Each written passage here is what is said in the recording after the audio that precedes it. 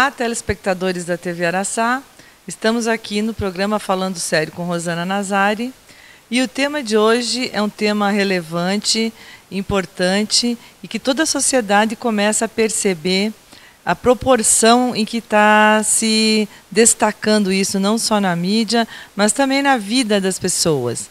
E para isso, para falar sobre esse tema, que é sobre o Conselho Municipal Antidrogas, a Secretaria Municipal Antidrogas, nós convidamos o Eugênio Rossetti Filho, Geninho, para nos falar e que situação que está essa questão em Cascavel, o que o Conselho e a Secretaria vêm desenvolvendo em relação a esse projeto e, principalmente, alertar ainda mais as famílias e a comunidade da necessidade de se ter mesmo investimentos sérios numa gestão pública séria nesta área. Portanto, Geninho, eu passo a palavra para você. Ok, Rosana, primeiro quero te agradecer, né, o convite, saber que você é, acima de tudo, uma amiga que eu conheço há muito tempo. Conhece o meu trabalho, conhece parte da minha vida, né? E sabe que eu tenho tentado, nesses anos, transformar a vida das pessoas, se não resolver, ao menos ter um pouquinho mais de qualidade de vida. Então, fui convidado, né, a assumir o Conselho Municipal de Políticas sobre Drogas e, né, procurei, dentro desse espaço que foi concedido para o Conselho, desenvolver algumas políticas que viessem ao encontro daquilo que eu sempre pensei. Por exemplo, primeiro, nós temos 5.565 municípios no nosso país. Somente 10% desses municípios possuem conselhos formados. Só que 98% desses municípios, eles já têm a droga, principalmente essa droga que é o crack, já presente. Quer dizer, então, existe uma diferença muito grande de trabalhos, né, e a presença das drogas.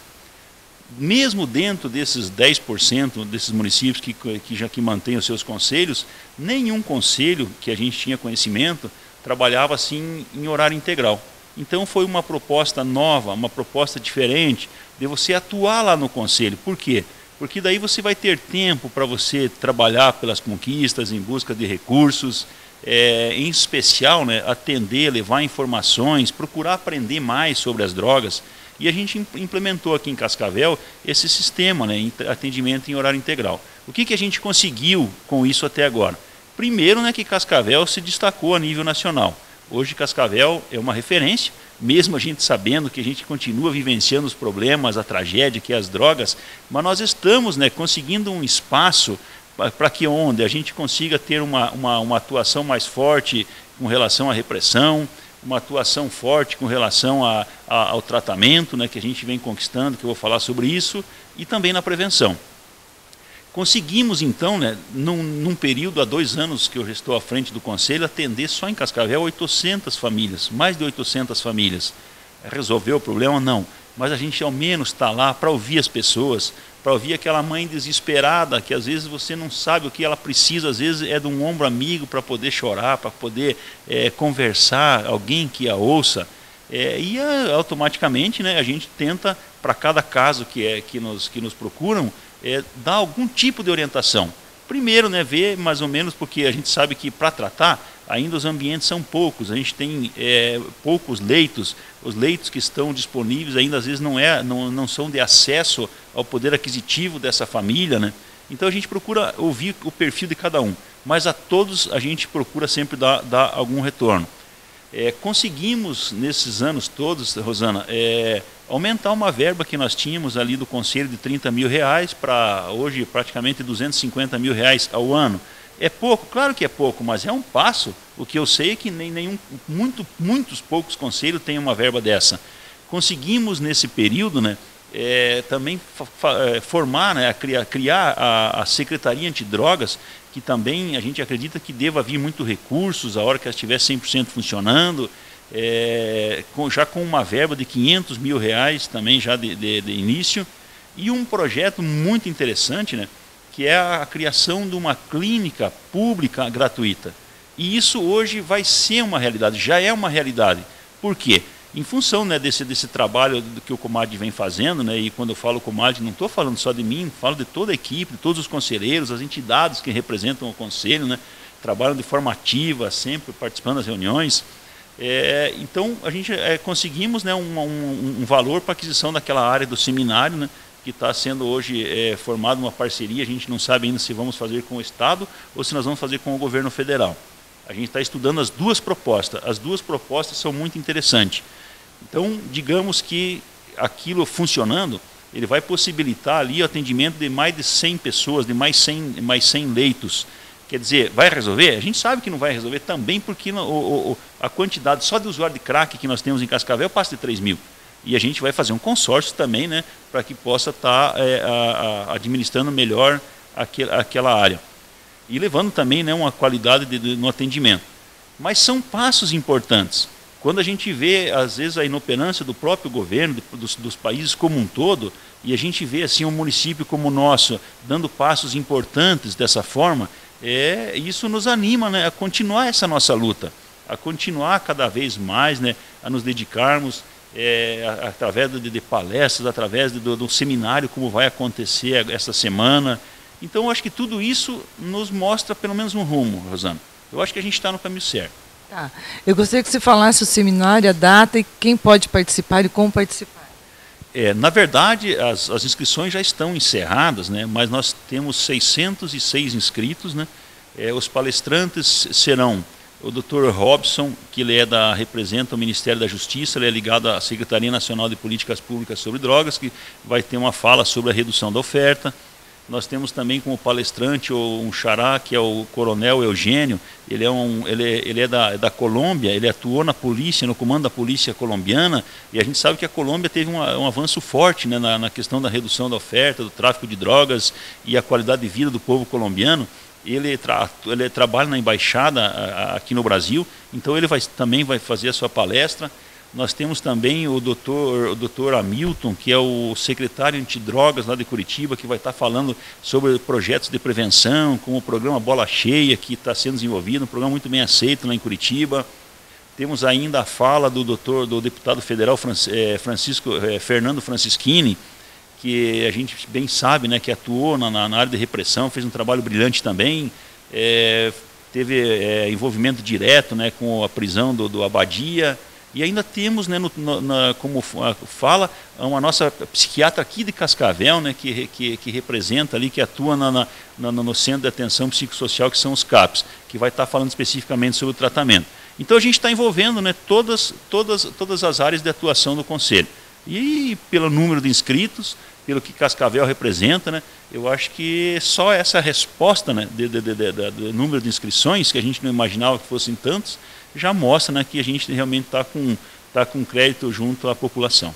Programa Falando Sério com Rosana Nazari, e hoje nós estamos falando sério com Eugênio, o Geninho, da Secretaria Municipal Antidrogas, e nós estávamos conversando no intervalo sobre como a discriminação atrapalha nas políticas públicas antidrogas. A gente ouve falando assim, o sujeito vai lá porque ele quer, ele vai buscar o traficante porque ele quer, e hoje é reconhecido pela Organização Mundial da Saúde, por todas as pessoas que estudam o assunto, que é realmente uma doença, e que essa doença ela leva aos crimes. Por exemplo, a pessoa dependente ela acaba, para conseguir a droga, ela acaba roubando, furtando e por vezes até assassinando outras pessoas. Então a violência com os jovens está intimamente ligada com as drogas. Então vamos dizer que 80% dos presos tem alguma relação com a droga. Então quando a gente fala em repressão, Geninho,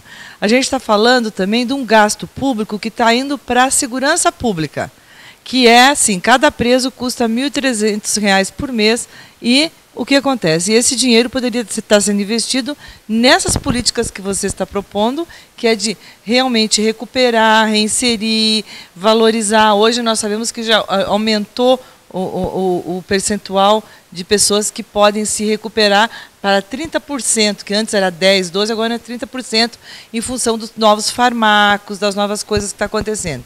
Então a política pública está enviesada. A política pública está cuidando lá no final, quando o jovem já está na penitenciária, e que não vai adiantar nada, porque a penitenciária nem 12% não tem qualquer tipo de trabalho de reinserção social, profissional e formação. O que você acha disso? O que você acha da discriminação que há em relação a isso? e das pessoas de boa vontade que realmente gostariam, porque para ter boa vontade, em algum momento as pessoas têm que passar por certas circunstâncias na vida, né? Então, eu acho que a maioria das pessoas que se envolvem é que realmente tiveram o problema em casa. Então, eu gostaria que você falasse sobre esses assuntos para nós. Rosana, veja bem, você foi bem clara quando você especificou, né, que a dependência química é uma doença. Então, não somos nós que estamos falando. Com certeza, né, uma organização tão forte e respeitada quanto é a Organização Mundial da Saúde, então a gente não se discute. Então, acho que nem deveria ser assunto de pauta de ninguém, nem de nenhum jornalista, de ninguém da sociedade, querer levar a isso, né, dizer se está certo, se é uma doença ou não, etc. Então, isso não se discute. Eu acho até que quem fala sobre isso existe um preconceito, que inclusive eu considero uma doença pior do que a dependência química. Agora, com relação ao tratamento, a gente sendo uma doença, está na Constituição, todo mundo tem direito, né, a receber esse tratamento por parte do governo. E é nisso que a gente pauta. Por quê? Por que é uma doença? Eu penso que um dependente ele está no lugar errado, na hora errada. A droga é altamente potente, principalmente o crack. É diferente, né, de repente você tomar como nós estamos tomando água aqui, nós estivéssemos tomando uma dose de uísque, podia ser que eu tomasse hoje, amanhã, e leva 3, 4 anos para viciar o álcool. E talvez eu me viciasse e talvez você não. No caso do crack é diferente. O poder de fogo que ele tem, o poder de vício que ele tem é de 95% já praticamente na primeira pedra consumida, na segunda pedra consumida. Então eu diria que a pessoa estava no lugar errado e na hora errada. Se tem usuário, é porque tem drogas, não é verdade? Quem que produziu essa droga? Quem que trouxe essa droga até os nossos jovens? Então não vamos condená-los, vamos condenar sim a existência das drogas e não as pessoas, porque as pessoas estão no mundo, né, e estão aí sujeitas a perder sua vida de diferentes formas. Então, Rosana, eu vejo assim, é um direito da pessoa receber esse tratamento. É muito mais justo, é muito mais correto do que deixar, às vezes, essa pessoa, né, que está, tanto que a adicção em latim é escravo, né, a doença da escravidão, chegar ao cúmulo, às vezes, de ter que roubar, como eu presenciei hoje de manhã, uma família, um pai que eu conheço a dificuldade, vendo seu filho preso. Um filho que perante a droga ele é impotente, acabou saindo da comunidade onde estava fazendo tratamento e acabou fazendo um assalto para suprir a necessidade do uso da droga. Certamente esse jovem, se ele não tivesse instalado esse vício, jamais ele teria esse tipo de ação. Então a gente tem que pensar, a gente tem que ver. O que hoje nós estamos vivenciando hoje é um caos. Por quê? Porque há 30 anos atrás nós tínhamos uma pequena dificuldade que não foi resolvida com relação ao tráfico de drogas. E a gente sabe que quando você tem uma ferida, se você não resolver ela se torna um problema maior. Não resolveu aquele problema, vira uma crise e hoje nós estamos vivenciando o caos. Então é fácil você julgar, né, as pessoas, a pessoa não tem direito, não tem vergonha na cara. Não, não é por aí. Eu até desafiaria as pessoas que pensam dessa forma, então fazer uso então de uma droga como essa e depois de experimentar 3, 4, 5 pedras de crack e ver como que essas pessoas iriam agir. Uma coisa importante é que foi destacado na imprensa nacional que vai ter um aumento muito elevado nas verbas para tratamento de drogas e álcool em todo o país. Isso é positivo, porque aí vai se começar a trabalhar no foco. Aqui em Cascavel, em outras regiões, vai ter os centros regionais antidroga, inclusive com o envolvimento das universidades. Então, nós temos que focar realmente na causa. E outra questão importante é que o Estado falha no momento em que as drogas conseguem entrar nas nossas fronteiras. Então, se é uma falha do Estado, eu sempre dizia assim para as famílias, processa o Estado, por que eles conseguem prender contrabando, prender um monte de coisa, não prendem os colarinhos brancos, mas de repente deixam as drogas entrar na fronteira. Então, quer dizer, existe aí também uma questão importante, né? Se os nossos jovens se viciam nessa droga, que é uma droga difícil de ser recuperada, então tem todo um problema aí a ser analisado. Não se pode falar disso com superficialidade. Você jornalista, conservador, você mídia, você comunidade de Cascavel, preste atenção, se todos não nos unirmos, vamos construir cada vez mais portões, chaves, e nada disso vai adiantar, porque essas drogas vieram como se fosse um grande mal do nosso século. Então o Geninho está aqui para provar isso, da dificuldade de se recuperar e da falta de estrutura depois na sociedade, porque esses jovens, eles não sonham com poucas coisas, só com trabalhos subempregos. Eles também querem ser médicos, advogados, eles também têm talento, inclusive são muito inteligentes. Tá? Então, nós temos que abrir as portas para eles sonharem novamente, mas não sonhar com coisinha, sonhar com coisas importantes, com qualquer jovem normal sonha. Não é porque ele é usuário de droga que ele vai ter que ser banido e ter que passar a vida inteira na escravidão e na adicção. Não é verdade? Em todos os sentidos. E com isso eu peço aí para o Geninho deixar as palavras finais e mensagem para os nossos telespectadores. Rosana, está comprovado que 60% das pessoas que acabam fazendo uso dessas drogas mais pesadas, né, eles já têm algumas doenças, né, que os médicos chamam de comorbidades. Então também há de se justificar, né, às vezes, o uso até devido a essas questões, né, como uma depressão, uma ansiedade, algum outro transtorno. Isso também se explica. Com relação à repressão, nós até temos que entender, nós somos um país que tem 11 mil quilômetros de fronteira. Nós temos divisa com 3 países, né, que são os maiores produtores de cocaína, que é o Peru, a Bolívia e a Colômbia. Então tudo isso, né, mas não que o governo federal, embora tenha vindo tarde, mas está fazendo a sua lição de casa. Tanto que nós temos hoje aqui na nossa região de fronteira o programa Sentinela, né, que é uma agenda compartilhada de todos os órgãos de repressão. Temos ali também o Ágata, né, que é aquele avião que fica fazendo a fiscalização. Quer dizer, tudo isso com certeza vai dar resultado positivo. Eu ainda gostaria muito de ver, né, que as nossas Forças Armadas, a exemplo do que foi feito lá no Rio de Janeiro, né, pudessem atuar de forma mais incisiva mesmo na questão do tráfico de drogas. Eu acredito que se a gente conseguisse fazer com que as Forças Armadas, já que somos um país de paz, pudesse se envolver um pouco mais, certamente nós iríamos diminuir e muito, né, esse percentual que é de 80% de violência, de tragédia que está acontecendo nas nossas famílias e no nosso país. Então eu agradeço a participação do Geninho e a mensagem que eu quero deixar é que egoísmo e preconceito só atrapalham, portanto não ajudam. Quem não pode ajudar também, por favor, não atrapalhe, porque isso é um assunto muito sério. Nós estamos falando sério aqui com Rosana Nazário. Eu só gostaria, Rosana, de finalizar, né, com as palavras do pai da Amy Winehouse, né, que se envolveu e perdeu a sua vida muito cedo, de que só consegue compreender isso quem vivencia em casa. Então, não critiquem, não condenem, porque ninguém está livre. O que a própria Organização Mundial da Saúde tem falado é que nos próximos 10 anos não vai ter uma família que não venha ter um problema de droga ou um problema de AIDS. Então, ninguém está livre. Então, agradeço e ficamos para a próxima semana, então, falando sério com Rosana Nazário.